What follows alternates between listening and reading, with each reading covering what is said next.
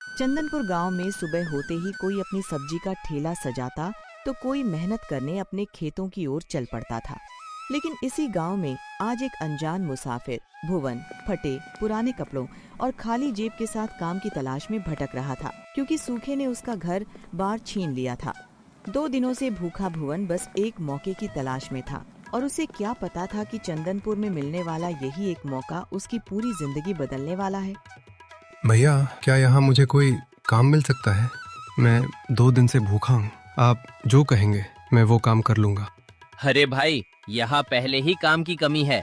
मैं तुम्हें कहाँ से काम दूँ? तुम कहीं और जाकर अपनी किस्मत आजमाओ।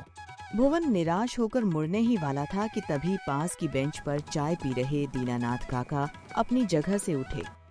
बेटा, मायूस मत हो। अगर तुम सच में मेहनत करना चाहते हो तो शहर के सबसे बड़े सेठ रतन लाल के पास चले जाओ। वो लोगों को अपना काम शुरू करने के लिए पैसे उधार देते हैं। आपका बहुत बहुत शुक्रिया काका। मैं अभी सेठ जी के पास जाता हूँ।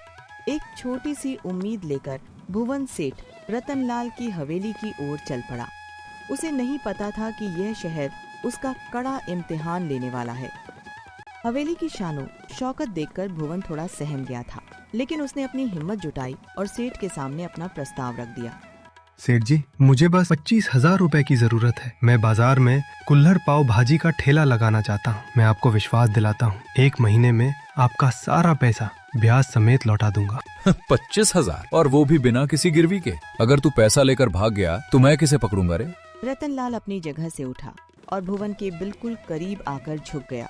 उसकी आंखों में एक अजीब सा लालच था। पैसे मिल जाएंगे, लेकिन याद रखना, ठीक 30 दिन बाद मुझे मेरा एक एक पैसा वापस चाहिए। अगर तू चूका तो तेरा ठेला और तेरी आजादी दोनों मेरे हो जाएंगे। मंजूर है सेठ जी, मैं आपका पैसा समय पर चुका दूंगा। कर्ज की भारी शर्त के साथ भुवन हवेली से बाहर निकला। उसके पास अब सिर्फ 1 महीना था अपनी किस्मत बदलने के लिए। पैसे मिलते ही भुवन सीधे रुस्तम कबाड़ी की दुकान पर पहुंचा। उसे अपने काम के लिए एक सस्ता और टिकाऊ ठेला चाहिए था। रुस्तम भैया, मुझे एक अच्छा सा ठेला दिखा दो। ये वाला कितना का है? अगर हो सके तो मुझे थोड़ा सस्ते में दे दो। मेरा काम अभी नया शुरू हो रहा है। ये ठेला कबाड़ है भाई, इसके पट्टे टूटे हुए हैं और पहिए जाम हैं। मैं इसके 8,000 लूंगा, लेना है तो ले। रुस्तम भाई, मैं कर्जा लेकर नया काम शुरू कर रहा हूँ। मेरे पास सिर्फ 5,000 है। आप इसे मुझे दे दीजिए, मैं खुद इसे ठोक पीट कर ठीक कर लूंगा। रुस्तम ने पैसे ले लिए और ठेला भुवन को दे दिया। भुवन ने वहीं से एक हथौड़ा उठाया और ठेले की कीलें ठोकने लगा। देखने में तू भले ही पुराना है, लेकिन मेरी जिंदगी की नई शुरुआत इसी ठेले से होगी। देर रात तक मेहनत करने के बाद भुवन का ठेला सज धज कर तैयार हो गया था। कल का दिन उसके लिए बहुत खास होने वाला था। बाजार में भुवन के ठेले से मसालों और मक्खन की खुशबू आ रही थी, लेकिन अनजान शहर होने के कारण कोई भी उसकी दुकान पर नहीं आ रहा था। आइए बाबूजी, मिट्टी के कुल्हड़ में गर्मा गर्म पाव भाजी खाइए, मक्खन मार के। ऐसा स्वाद जो आपने पहले कभी नहीं चखा होगा। क्या भाव है भाई? अगर महंगा हुआ तो मैं सामने जग्गू के समोसे ही खा लूंगा। तभी सामने से जग्गू समोसे वाला अपना तौलिया झटकता हुआ आया और भुवन के ठेले के पास आकर जोर से हंसने लगा। अरे ओ नए लड़के, ये चंदनपुर है, यहाँ जग्गू का राज चलता है। तेरी ये कुल्हड़ वाली पाव भाजी यहाँ कोई नहीं खाएगा। 2 दिन में बोरी बिस्तर बांधना पड़ जाएगा तुझे। मैं किसी का बुरा नहीं चाहता जग्गू भाई, मैं बस अपनी मेहनत की रोटी कमाना चाहता हूँ। उस दिन भुवन की एक भी प्लेट नहीं बिकी। जग्गू के ताने उसके कानों में गूंज रहे थे और उसे अपना भविष्य अंधकार में डूबता हुआ महसूस हो रहा था। रात के सन्नाटे में भुवन अपने कमरे में बैठा था। सेठ रतनलाल के 30 दिन की मोहलत उसे अंदर ही अंदर डरा रही थी। अगर मेरी दुकान ऐसे ही खाली रही तो मैं सेठ का पैसा कैसे लौटाऊंगा? सब कुछ खत्म हो जाएगा। मुझे कुछ ऐसा करना होगा जो आज तक बाजार में किसी ने न किया हो। भुवन सोच में डूबा था। तभी उसने कमरे में पड़े एक खाली गत्ते और कोयले के टुकड़े को उठाया। अचानक उसकी आंखों में एक नई उम्मीद की किरण चमक उठी। हाँ, यही सही रहेगा। मैं कीमत कम कर दूंगा। अगर मैं अनलिमिटेड खाने का ऑफर दूं तो लोग जरूर आएंगे। भुवन ने तुरंत उस गत्ते पर मोटे मोटे अक्षरों में अपना नया मास्टर प्लान लिख डाला। कल का दिन इस बाजार का नजारा बदलने वाला था। अगले दिन बाजार में भुवन के नए बोर्ड ने तहलका मचा दिया। तभी वहाँ एक युवा जोड़ा पहुँचा जिनके बीच किसी बात पर बहस हो रही थी। अरे कविता, मेरी बात तो सुनो। मैं भूल गया था तुम्हारा बर्थडे। प्लीज मुझे माफ कर दो ना। चलो कुछ खा लेते हैं। मुझे तुमसे कोई बात नहीं करनी। तुम हमेशा ऐसा ही करते हो। मुझे भूख नहीं है। भुवन ने दोनों का झगड़ा देखा। वह मुस्कुराते हुए अपनी जगह से आगे बढ़ा और एक कुल्हड़ में गरम भाजी डालकर उनके सामने कर दी। भैया, भाभी जी का गुस्सा इस कुल्हड़ पाव भाजी से शांत कर दीजिए। मात्र 40 रुपए में अनलिमिटेड है। एक बार खाएंगी तो सारा गुस्सा भूल जाएंगी। वाह अमन, इसका टेस्ट तो बहुत ही अमेजिंग है। भैया, मुझे 2 पाव और देना। कविता की खुशी देखकर अमन ने राहत की सांस ली। उन दोनों को मजे से खाते देख बाजार के बाकी लोग भी भुवन के ठेले की तरफ खींचे चले आए। भुवन की तरकीब काम कर गई थी। भुवन की दुकान अब बाजार की जान बन चुकी थी, लेकिन अनलिमिटेड ऑफर का फायदा उठाने के लिए कुछ ऐसे लोग भी आने लगे जो भुवन का मटका ही खाली कर देते थे। देख पिंटू, आज तो मैं 10 पाव खाऊंगा। भैया लाओ 4 पाव और लाओ जल्दी से। मैं भी पीछे नहीं हटने वाला। भैया, मेरे कुल्हड़ में भाजी भर दो, एकदम ऊपर तक। भुवन घबरा गया। उसे लगा कि अगर ये दोनों ऐसे ही खाते रहे तो आज का सारा मुनाफा खत्म हो जाएगा। उसने चुपके से भाजी के मटके में थोड़ी ज्यादा लाल मिर्च मिला दी। अगर ये दोनों ज्यादा खा गए तो मेरा दिवाला निकल जाएगा। थोड़ा तीखा तड़का लगाना ही पड़ेगा। अरे बाप रे, पानी दो। भाई, आज तो आग लगा दी तुमने। मैं हार मान गया। मैं जा रहा हूँ पानी पीने। पिंटू खांसता हुआ भागा और चिंटू जोर जोर से हंसने लगा। भुवन ने राहत की सांस ली। उसका नुकसान होने से बच गया था। पैसा आने के बाद भी भुवन का दिल नहीं बदला था। एक दिन दोपहर के समय एक बेहद कमजोर और बूढ़ा भिखारी उसके ठेले के पास आकर खड़ा हो गया।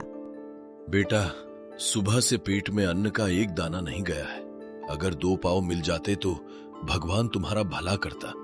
भुवन ने तुरंत अपने काम को रोका, एक साफ स्टूल निकाला और रामदास का हाथ पकड़कर उसे बड़े सम्मान से बिठाया। अरे बाबा, आप मांग क्यों रहे हैं? जब तक मेरी दुकान यहाँ है आप कभी भूखे पेट नहीं सोएंगे। ये लीजिए, आराम से खाइए। ये लड़का तो पूरे बाजार का भगवान बन रहा है। मेरी दुकान पर तो अब कुत्ते भी नहीं आते। मुझे कुछ ऐसा करना होगा कि ये शहर छोड़कर भाग जाए। रामदास ने भरपेट खाना खाया और भुवन को ढेरों दुआएं देकर चला गया। लेकिन जग्गू के मन में एक बहुत ही खतरनाक साजिश जन्म ले चुकी थी। 30वां दिन करीब आ चुका था। भुवन ने अपने दिन रात की मेहनत से सेठ का कर्ज चुकाने के लिए सारे पैसे जोड़ लिए थे। हे भगवान, तेरा लाख लाख शुक्र है। पूरे 25,000 रुपए जमा हो गए। कल सुबह सेठ को पैसे देकर मैं आजाद हो जाऊंगा। लाओ, पहले बाहर से थोड़ा पानी पी लूं। जैसे ही भुवन पानी लेने के लिए बाहर नल पर गया, जग्गू खिड़की से अंदर कूद गया। उसने फुर्ती से पैसों का डिब्बा उठाया और भाग निकला। अब चुका कर दिखा सेठ का कर्जा। कल सुबह तेरा ठेला मैं खुद कबाड़ में बेचूंगा। नहीं, मेरे पैसे कौन ले गया? मेरी मेहनत की कमाई। अब मैं सेठ को क्या जवाब दूंगा? मैं तो बर्बाद हो गया। भुवन जोर जोर से रोने लगा। उसे चारों तरफ सिर्फ अंधेरा नजर आ रहा था, लेकिन उसे नहीं पता था कि रात के उस अंधेरे में किसी की नजरें जग्गू को देख चुकी थीं। अगली सुबह सूरज निकलने से पहले ही सेठ रतनलाल अपने गुंडों के साथ भुवन के दरवाजे पर आ धमका। 30 दिन पूरे हो गए छोरे, निकाल मेरे 25,000 रुपए, वरना अभी तेरा ठेला जब्त करवाता हूँ। मुझ पर रहम कीजिए सेठ जी। किसी ने रात में मेरे सारे पैसे चुरा लिए। मुझे बस 2 दिन का समय और दे दीजिए। मैं आपके पैसे कहीं से भी ला कर दूंगा। सेठ के एक गुंडे ने भुवन को कॉलर से पकड़ा और उसे झटके से जमीन पर धकेल दिया।